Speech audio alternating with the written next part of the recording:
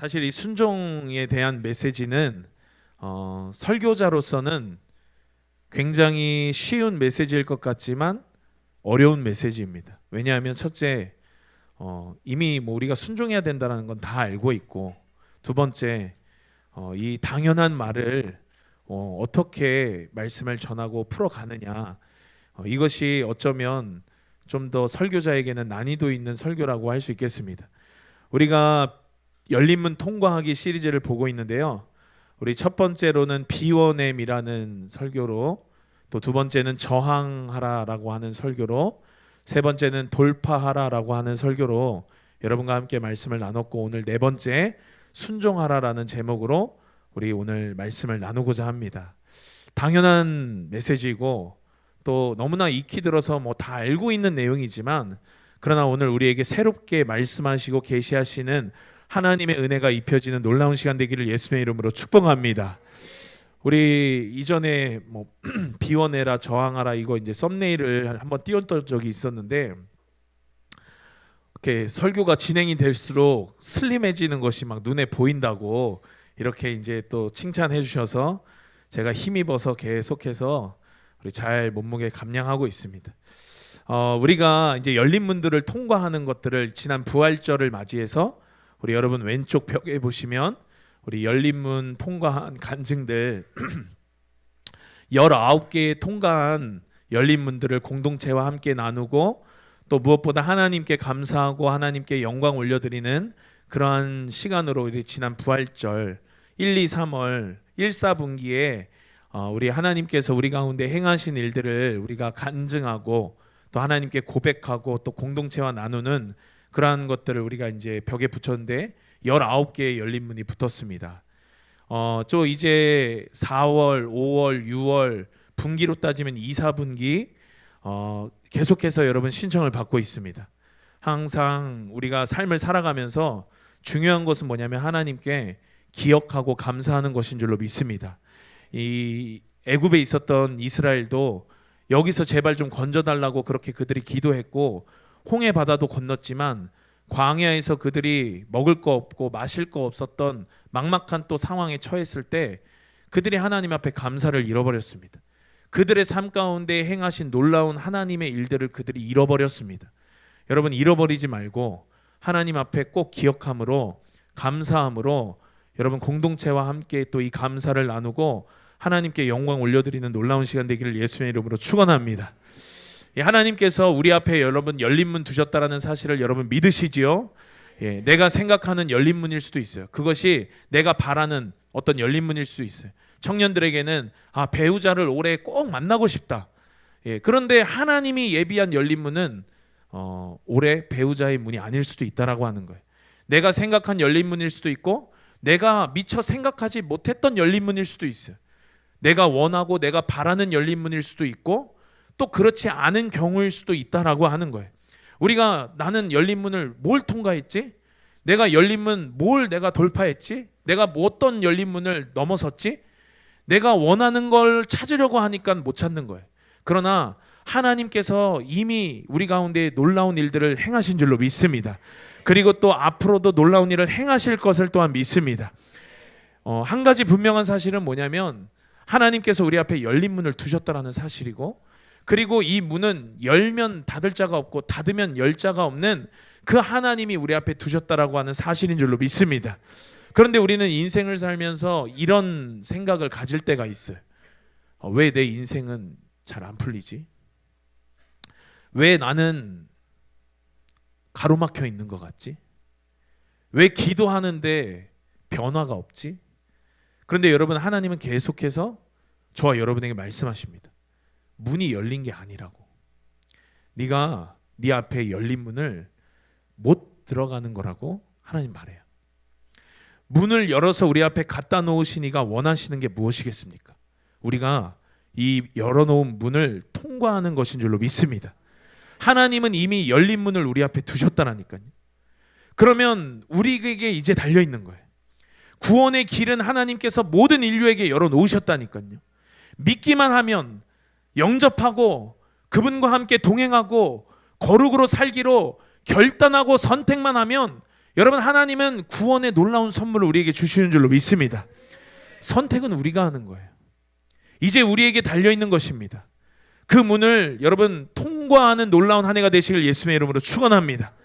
우리의 힘으로 문을 열 수 없어요. 우리의 힘으로 연다라고 해서 그 문은 닫히기 마련이에요.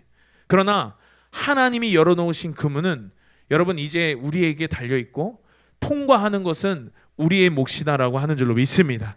그래서 저는 올 한 해 주일 말씀을 이 열린 문 통과하기 시리즈로 정했어요.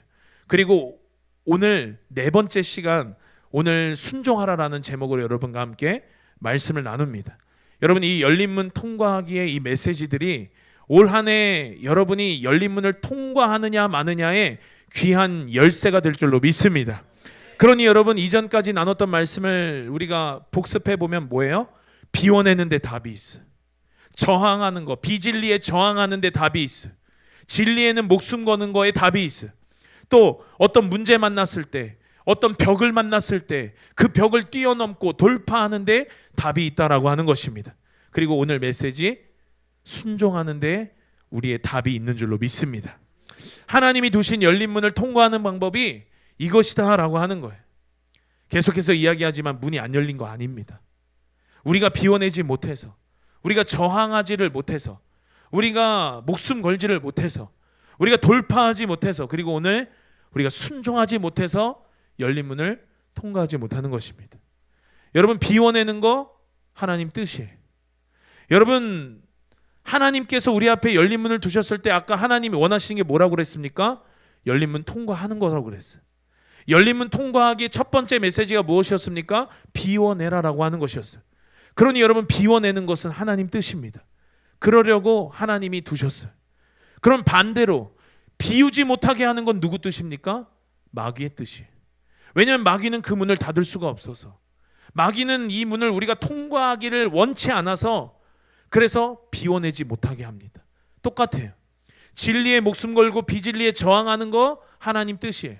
그러나 원수의 뜻은 뭐냐면 오히려 거꾸로 비진리에 목숨을 걸고 진리를 오히려 밀어내고 진리를 오히려 배타하는, 그것이 원수의 뜻인 것입니다. 돌파하는 거, 브레이크트루 하는 거 하나님 뜻이에요.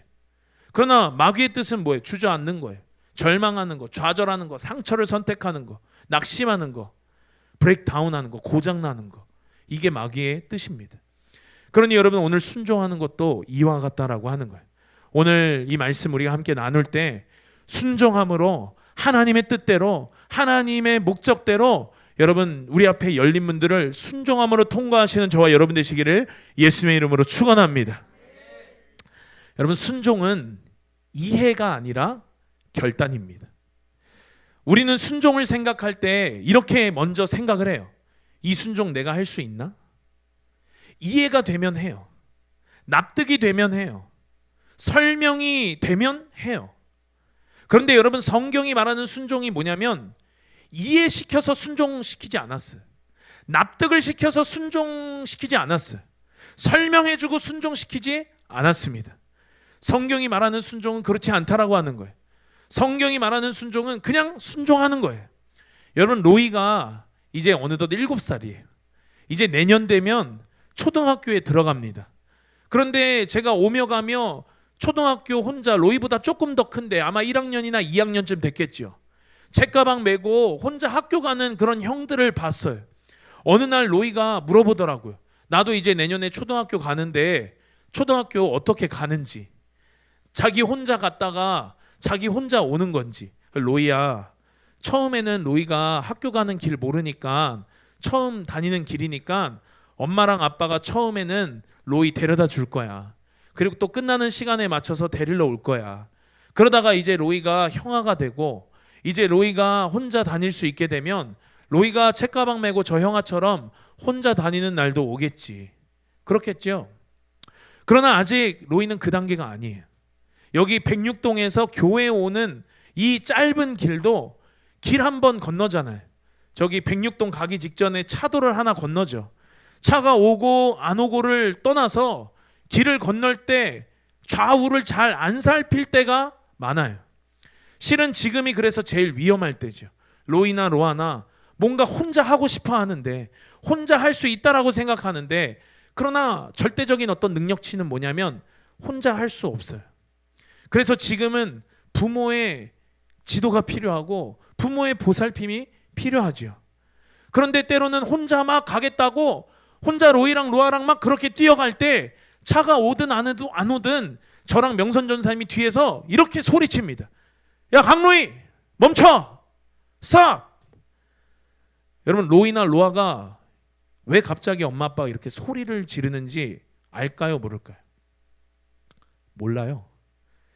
엄마 아빠가 왜 소리치나, 왜 갑자기 자기한테 소리 지르나, 그러면서 여러분 뭐라고 그러냐면 엄마 아빠는 자기 안 사랑한다고, 그러면서 막 서러워해요.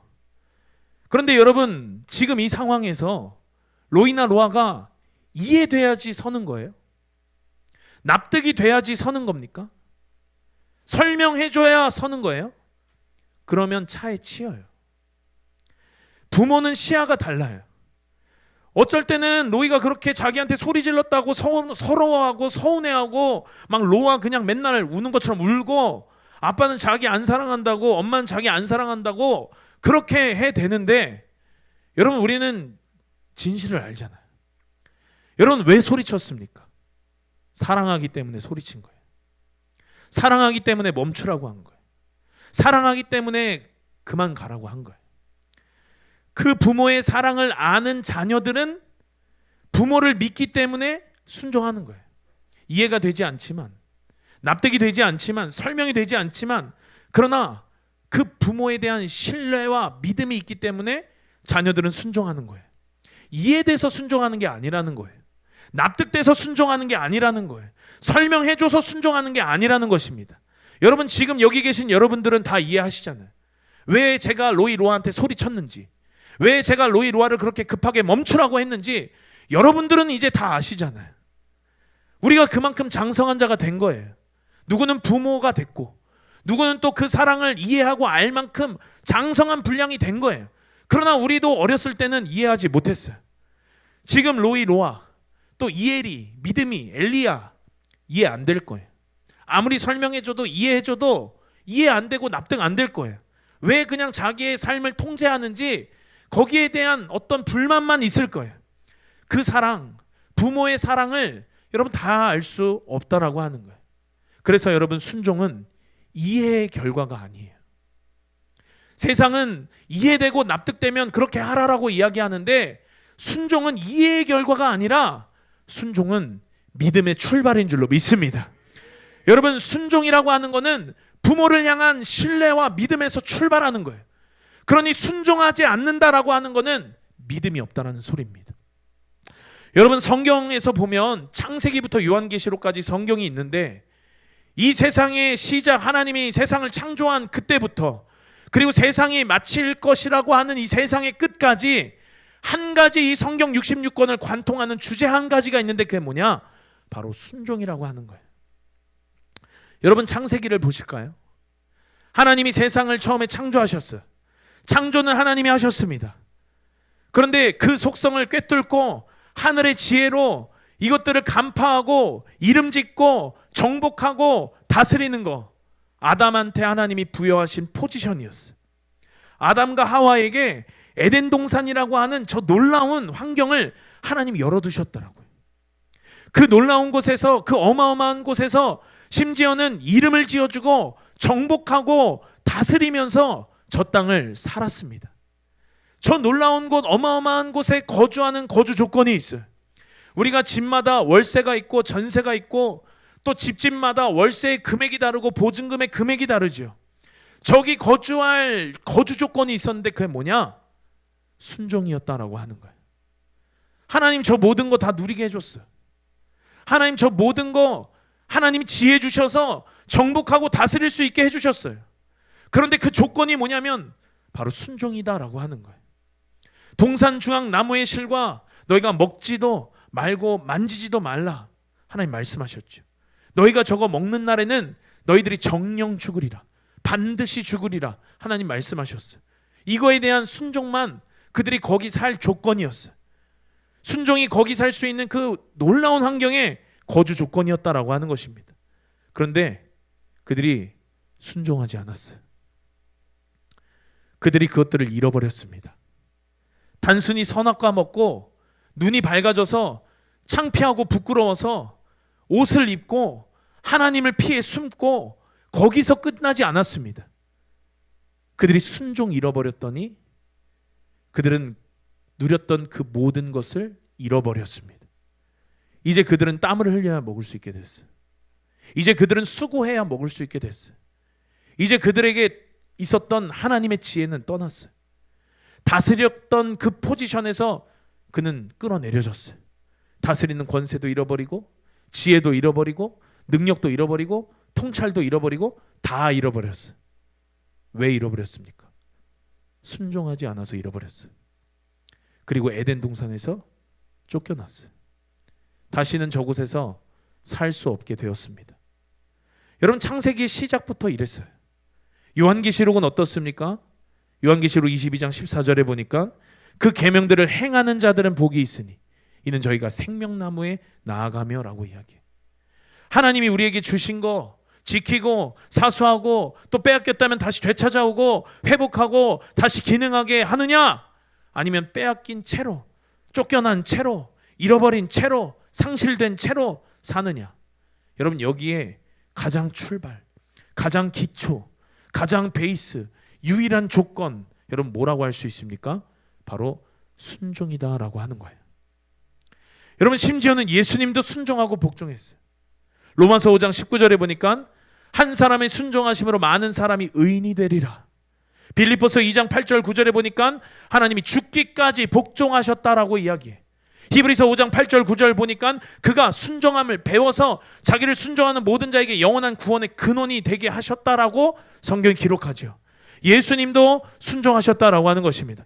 성경이 여러분 다 순종의 이야기예요. 창세기부터 요한계시록까지 한 가지 관통하는 주제 순종이라고 그랬잖아요. 다 순종의 이야기입니다. 가나의 혼인잔치, 물떠온 하인들, 연회장은 어디서 났는지 알지 못하지만 그러나 그들은 알았어요. 왜? 그들은 순종했거든요. 여러분, 오병이어 작은 소년이 드렸던 그 도시락, 물고기 2마리와 보리떡 5개, 여러분 거기서 그 많은 사람들이 먹고도 12광주리가 남았잖아요. 여러분, 순종해서 시작했어요. 밤이 맞도록 물고기 1마리 잡지 못했던 베드로, 여러분 순종함으로 물고기를 잡아 올립니다. 갈 바를 알지 못하고 하나님 말씀에 순종했던 아브라함, 자기가 번제물로 드려질 상황에서도 아버지 아브라함이랑 함께 순종했던 아들 이삭, 하나님과 함께 씨름하다가 결국 자기의 삶을 하나님 앞에 굴복했던 야곱, 억울한 상황에서도 하나님 원망하지 않고 끝까지 순종의 삶을 살았던 요셉, 80세 말 못하는 자기를 부르신 하나님의 그 부르심 앞에, 사명 앞에 충성되이 사명을 감당했던 모세, 여리고성 전투를 순종함으로 무너뜨린 여호수아, 하나님 음성에 말씀하옵소서 제가 여기 있나이다 응답하며 평생을 순종했던 사무엘, 다윗, 엘리야, 엘리사, 이사야, 예레미야, 에스겔, 다니엘, 에스더, 느헤미야, 에스라, 룻, 욥, 다 순종의 사람들이었어요. 여러분, 이들이 문제 만났을 때, 이들이 난관 만났을 때, 이들이 어려움 만났을 때 그 문을 어떻게 통과했습니까? 순종함으로 통과했다라고 하는 것이. 이들이 문제 만났을 때 당시에 필요했던 것은 그 문제에 대한 대책이었어요. 이들이 어려움 만났을 때 여러분 그들에게 필요했던 것은 이 어려움을 돌파할 방법이었어요. 이들이 여러분 어떤 상황 만났을 때 이 상황을 어떻게 극복할까, 이들에게 필요했던 건 전략이었다라고 하는 거예요. 이들에게 필요한 건 방법 같았고 대책 같았고 전략 같았지만, 그러나 하나님이 그때마다 그들에게 요구하셨던 건 뭐냐면 대책이나 방법이나 간구나 어떤 전략이 아니라 순종이다라고 하는 거예요. 왜 순종을 요구하셨습니까? 하나님은 아셨어요. 순종이 능력이다. 순종이 기적이다. 여러분, 순종하는 저와 여러분 되시길 예수님의 이름으로 축원합니다. 여러분 따라 하시겠습니다. 순종이 능력이다. 순종이 기적이다. 하나님의 뜻은 여러분 이처럼 분명해요. 순종이에요. 하나님의 뜻은 여러분 너무나 확실해요. 순종이에요. 그런데 여러분, 이 하나님의 뜻이 확실한 것처럼 마귀의 뜻도 확실해요. 마귀의 방향성도 분명해요. 여러분 무엇입니까? 불순종이에요. 그래서 마귀를 성경이 뭐라고 정의하냐면 에베소서 2장 2절에 보니까 불순종의 아들들 가운데 역사하는 영이다라고 이야기하잖아요. 그러니 여러분, 너무나 이 분명한 순종과 불순종, 하나님과 마귀, 여러분 이 편에서 우리가 무엇을 선택하느냐라고 하는 거예요. 순종은 하나님 뜻이에요. 순종하면 열린 문을 통과합니다. 순종은 능력이에요. 순종은 기적입니다. 그러나 불순종은 원수들이 바라는 거예요. 불순종은 마귀의 뜻이에요. 그럼 분명하고 너무 단순한 것입니다. 그래서 여러분, 마귀는 다양한 작전으로 우리를 순종하지 못하게 해요. 먼저 바쁘게 해. 우선순위를 끌어내려요. 너 이 일도 있고 저 일도 있고, 너 이것도 있고 저것도 있잖아. 이것하고 저것하고 하나님이 말씀하시는 거, 하나님이 원하시는 거, 내가 여기에 에너지를 쏟고 내가 여기에 신경을 쓰고 내가 여기에 내 모든 걸 들어 부어야 되는데, 그러나 다른 건 먼저 하게 해. 우선순위를 끌어내려. 바쁘게 하고 분주하게 하고, 또 때로는 미혹시켜, 또 때로는 속여요, 또 때로는 기분 나쁘게 해요, 때때로는 자존심을 건드려요. 각양각색의 다양한 모습으로 원수들은 일해요. 일하는 모습들은 다양하지만 그러나 그들이 원하는 건 단 하나예요. 불순종하게 하는 거, 열린 문 통과하지 못하게 하는 거, 하나님 편에 서지 못하게 하는 거. 그래서 마귀는 다양한 각양각색의 방법으로 저마다 연약한 부분들을 툭툭 건드리면서 일한다라고 하는 거예요. 하나님 뜻보다 내가 원하는 것이 부딪힐 때 내가 원하는 것을 크게 보여서 하나님 뜻을 선택하지 못하게 합니다. 내 뜻을 포기하지 못하게 해요. 원수들은 그렇게 일해요. 여러분, 상황이, 환경이 녹록지 않은데, 그런데 하나님의 뜻이 분명합니다. 하나님의 뜻이 보이는 게 아니라 내 상황, 내 지금 형편, 내가 지금 처해 있는 환경을 보게 해. 그래서 그 마음, 하나님 앞에 순종하고자 하는 마음을 내 마음속에서 사라지게 해요. 원수들이 하는 일들이 이렇다라고 하는 거예요. 때로는 여러분, 교만한 마음, 교만한 생각들을 우리 속에 집어넣어 줍니다. 그래서 하나님 생각보다, 하나님 뜻보다 내 생각이 옳다라고 하는 이 바벨론적인 시스템, 바벨탑과 같은, 하나님과 같이 되려는 그러한 마음들, 이러한 마음들을 우리 속에 자리 잡게 해요. 또 굳이 그렇게까지 해야 돼? 유난 떠는 거 아니야? 적당히라고 이야기하면서 타협하는 마음들을 우리 속에 집어넣기도 해요. 아까 말씀드렸죠. 바쁘게 하고 분주하게 하면서 나중에 하자, 나중에. 이것만 해결되면 하자, 이것만 해결되면 하자. 좀 이따 하자, 좀 이따 하자. 미루고 지연시키고 우선순위를 내리고. 여러분, 또 때로는 순종했다 나 손해보면 어떡하지? 순종했다 나 쪽박차면 어떡하지? 순종했다 나 거지되면 어떡하지? 사람들이 나 이렇게 생각하면 어떡하지? 사람들이 나 저렇게 생각하면 어떡하지? 여러분, 별의별 사람들을 의식하는 이런 인본주의 같은 생각들을 집어넣기도 하고, 때로는 두려움, 때로는 불안함, 때로는 막막함.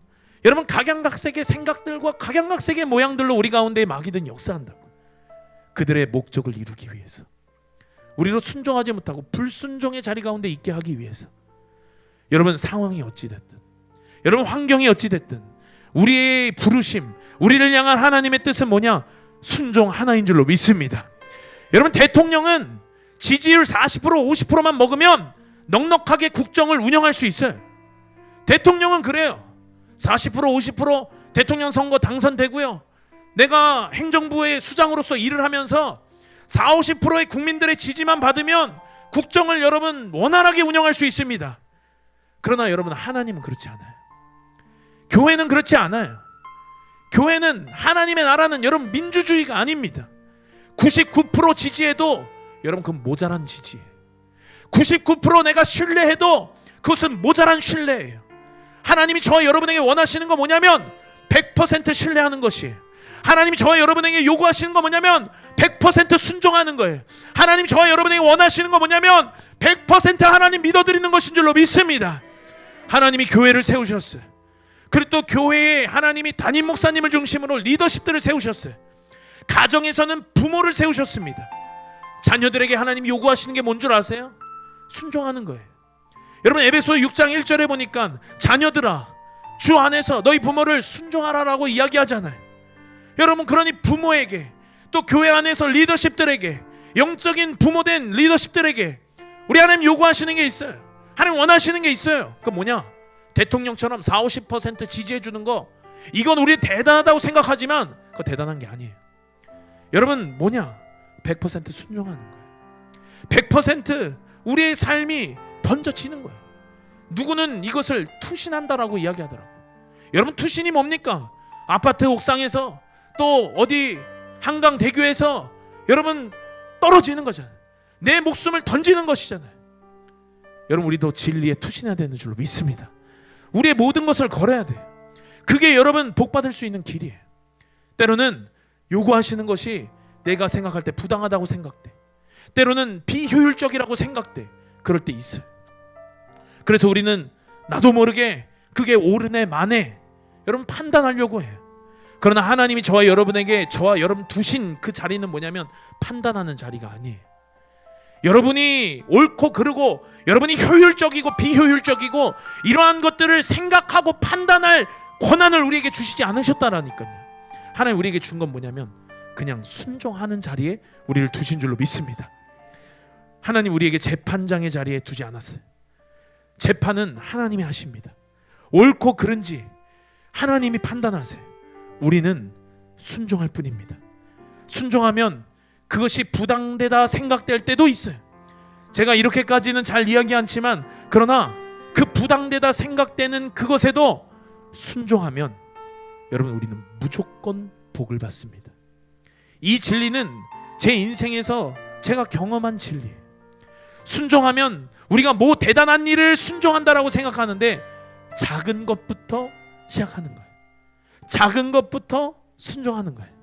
순종했던 성경 속의 사람들, 순종했던 하나님의 사람들, 여러분 이슈 없었어요? 다 있었어요. 사정 없었습니까? 다 있었어요. 그런데 그 가운데서 순종함을 선택했어요.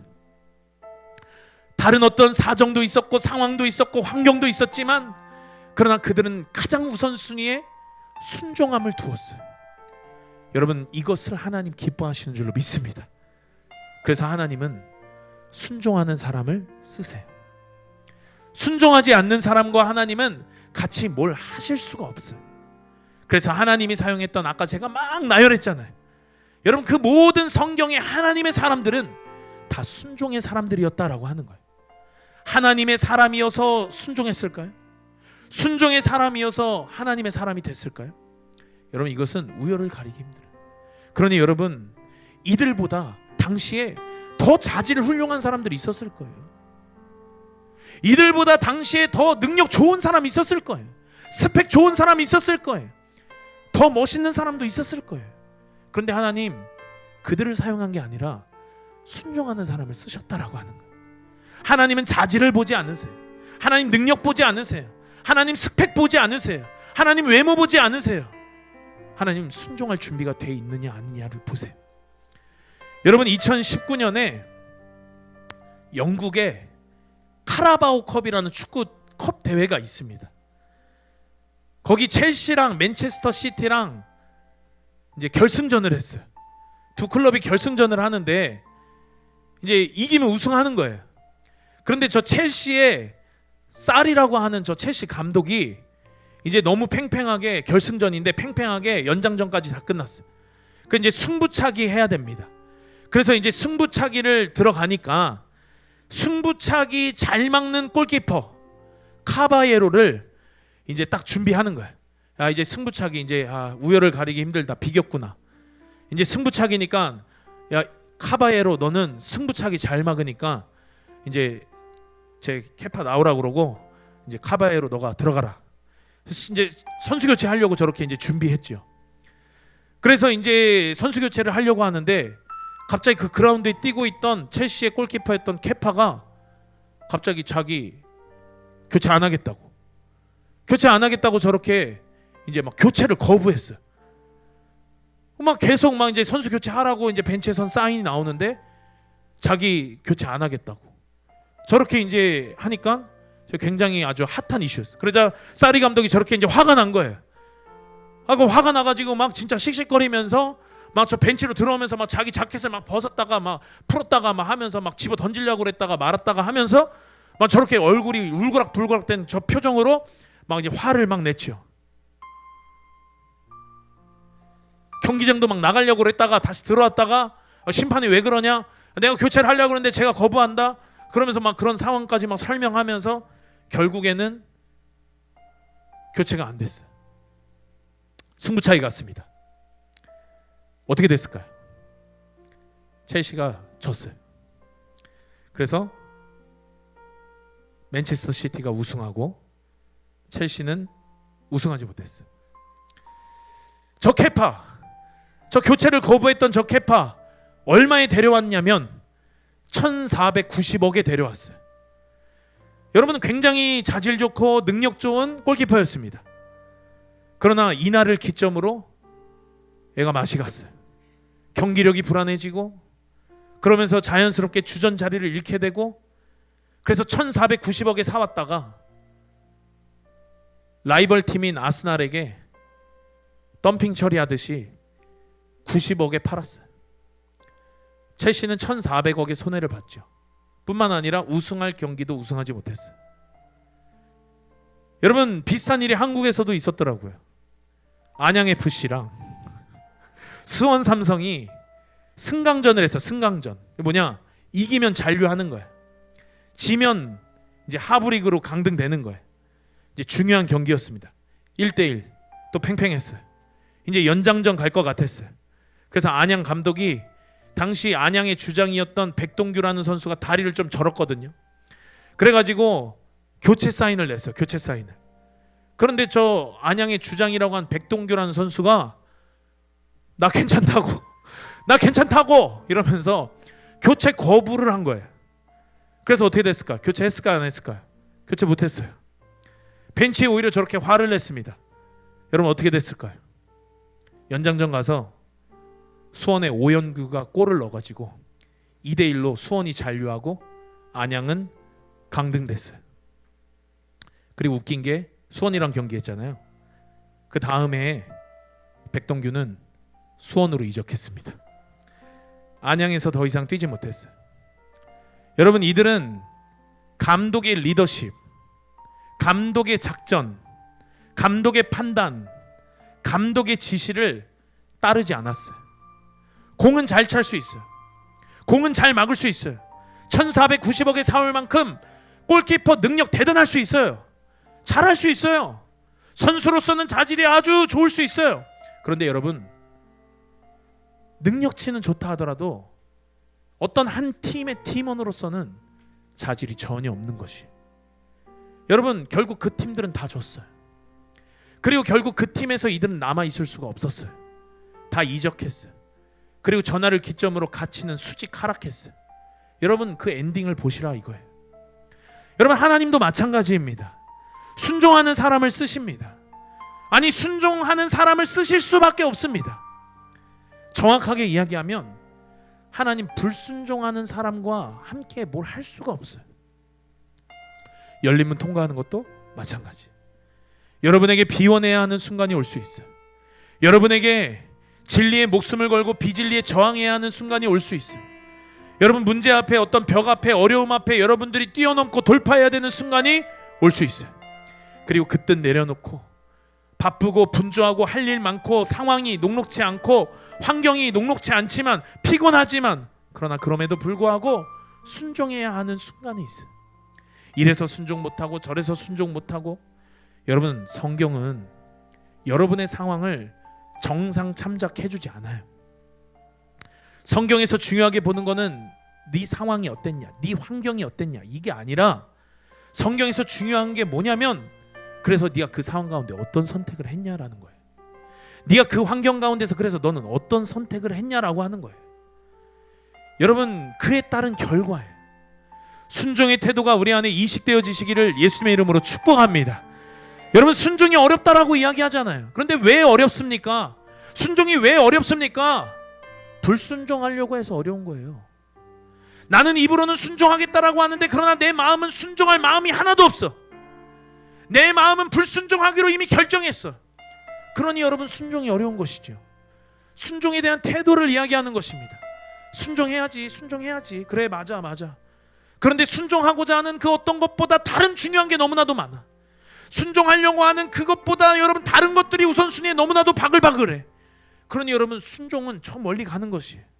그래서 순종이 어려운 것입니다. 사정 딱 하지만 미루고 우선순위 내리고 불순종한 결과는 여러분 불순종이에요.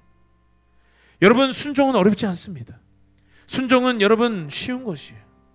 하라고 했을 때 여러분 우리의 마음을 정하는 것이, 하나님이 우리에게 말씀하셨을 때, 여러분 또 가정에서 부모님이 또 교회에서 리더십이 이야기했을 때 여러분의 마음을 정해야 돼요. 성경은 뭐라고 하냐면 내 마음을 확정해라 라고 이야기합니다. 그러니 여러분 우리가 순종하기로 마음을 정하는 것이, 우리가 결단하는 것입니다. 그때 여러분 하나님이 도우시는 것이, 그때 하나님께서 일하시는 것이, 성경의 수많은 사람들, 성경의 수많은 사건들 여러분 다 이렇게 순종으로 시작됐다라고 하는 것이에요. 여러분 사르밧 과부와 아들에게 그날 먹을 밀가루와 밀가루와 함께 구울 기름 몇 방울이 전부였어요. 그런데 하나님 그걸 요구하시는 거예요. 하나님 그거 내놓으라고 이야기하는 거예요. 여러분 전달하는 사람은 어떻습니까? 정말 너무 마음이 아플 거예요. 하나님의 뜻이 이것인데 내가 저 사람 사정을 다 알아. 저 사람 환경 어떤 환경인지 다 알아. 그런데 가서 내가 벼룩의 간을 빼먹지, 그거를 하나님 받으시겠다라고. 그러니 여러분 우리는 어떠한 인본주의적인 내 사고, 내 판단, 내 생각보다 하나님의 뜻 앞에 우리는 무조건적인 순종으로 나아가야 되는 줄로 믿습니다. 우리는 생각해, 이건 옳지 않아, 이건 너무하다, 이거는 옳지 않아, 이건 순종할 만해, 이거는 순종 좀 아니야. 순종을 취사 선택하잖아요. 순종을 자기가 고르잖아요. 순종할 만한 것만 순종하고, 납득되고 이해되는 것만 순종하고, 그렇지 않은 거는 내가 순종을 미루잖아요. 순종을 뒤로 우선순위를 내리잖아요. 여러분 이 순종의 취사 선택, 여러분 이 결과가 바로 오늘 본문이에요. 여러분 사울의 이야기 아닙니까? 사울이 아말렉과의 전쟁에서 네가 나가서 아말렉을 다 진멸해라. 사울이 전쟁 안 나갔어요? 그 불순종이잖아요. 나갔어요. 순종했어요. 전쟁 이겼습니다. 아말렉 진멸했어요. 아말렉 다 죽였습니다. 그리고 그들의 가진 그것들도 다 하나님은 태우시고 버리시길 원했어요. 그런데 그거 남겨놨어요. 그래도 이 정도면 순종이지. 전쟁 이겼잖아. 아말렉 진멸했잖아.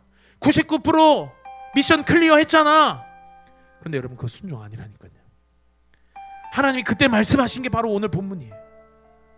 하나님이 여러분 그때 말씀하신 게 바로 오늘 유명한 이 순종에 대한 본문이에요. 사울 순종 안 한 거 아니잖아요.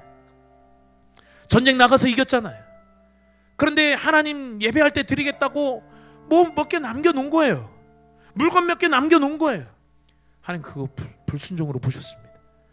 그래서 오늘 본문에 순종이 제사보다 낫고 듣는 것이 수양의 기름보다 낫다라고 이야기하죠. 사울이 오늘 불순종하고 사울은 모든 걸 다 잃어버렸어요. 여러분 순종이 우리의 전부입니다. 순종이 이렇게 중요한 거예요. 23절에 보니까는 여호와께서 왕을 버렸대요.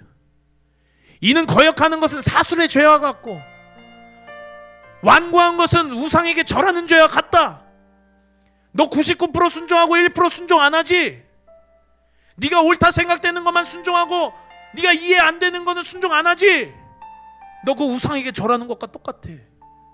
하나님이 이야기하는 거예요. 그게 뭐 그렇게 큰일이라고. 하나님에게는 이게 큰일이에요.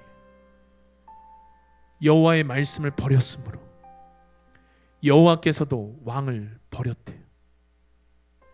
이제 너는 더 이상 왕이 아니래. 너는 이제 왕이 되지 못하게 된대. 왕이 되지 못할 뿐만 아니라 사울의 최후를, 그 엔딩을 우리는 너무나도 잘 알고 있어요. 여러분 우리에게 하나님 원하시는 거 뭐냐면 순종인 줄로 믿습니다. 여러분 순종하시는 저와 여러분 되기를 축원합니다. 여러분 그냥 순종하세요. 생각하지 마세요. 각재 보지 마세요. 상황 보지 마세요. 환경 보지 마세요. 그냥 순종하세요. 순종하는 자는 복을 받습니다. 순종하는 자는 하나님이 책임져 주십니다. 순종하는 자는 돌파하고요. 순종하는 자는 문을 통과합니다. 순종하는 자는 하나님이 사용하십니다. 순종하시는 저와 여러분 되시기를 예수님의 이름으로 축원합니다. 우리 함께 말씀을 기억하면서 함께 찬양하겠습니다.